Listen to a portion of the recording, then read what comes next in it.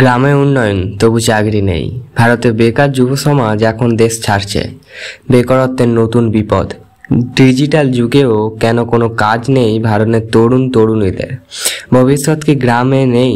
PLFS রিপোর্টে চমকে যাওয়ার মতন তথ্য। ভারত এগোচ্ছে ডিজিটাল যুগ, উন্নয়ন, স্মার্ট গ্রাম, স্মার্ট সিটি, সব কিছু হচ্ছে কাগজ কলমে, কিন্তু বাস্তবে কি সত্যি এতটা উজ্জ্বল? আজকের রিপোর্টে আমরা তুলে ধরবো এমন এক বাস্তব যা হয়তো আপনাদের নিউজ চ্যানেলে উঠে আসবে না। এটা শুধুই একটা রিপোর্ট নয়, এটা একটা দেশের যুব সমাজের হাহাকার, একটা জাতির ভবিষ্যৎ নিয়ে বড় প্রশ্ন।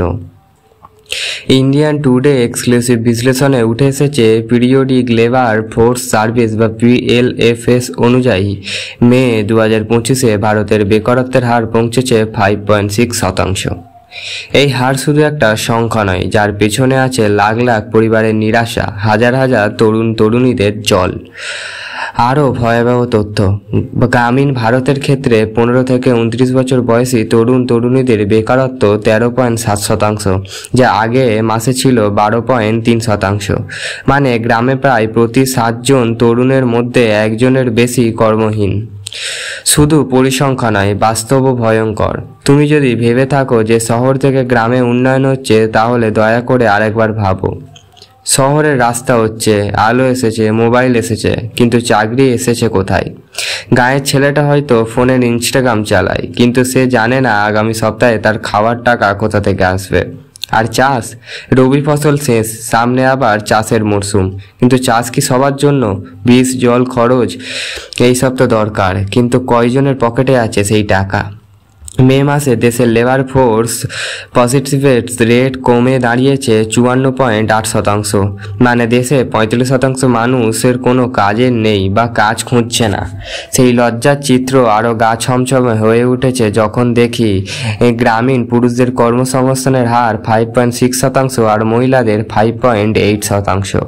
অর্থাৎ গ্রামের পুরুষদের থেকে মহিলারা তুলনামূলকভাবে বেশি কাজ করছে।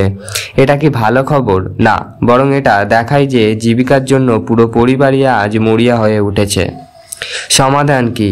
নাকি আর একটা ভোটের ইস্যু?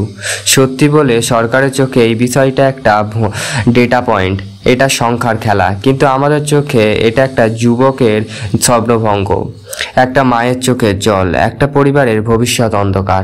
আমরা যখন ডিজিটাল ইন্ডিয়া নিয়ে গর্ব করি, তখন মনে রাখা দরকার এটা দেশের ভবিষ্যৎ শুধু মোবাইল টাওয়ার বা ওয়াইফাই ফাইটে গড়তে ওঠে না, তা গড়ে ওঠে চাকরিতে, কাজের নিরাপত্তা এবং যুব সমাজের হাতে কাজে।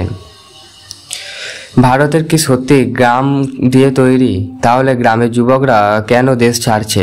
আজকের ভিডিওটা শুধু একটা রিপোর্ট নয়, একটা প্রশ্ন আপনাদের জন্য, আমার জন্য এবং সেই সরকারের জন্য যারা হয়তো ভাবছে উন্নয়ন মানে ইভেন্ট, অনুষ্ঠান আর বিজ্ঞাপন।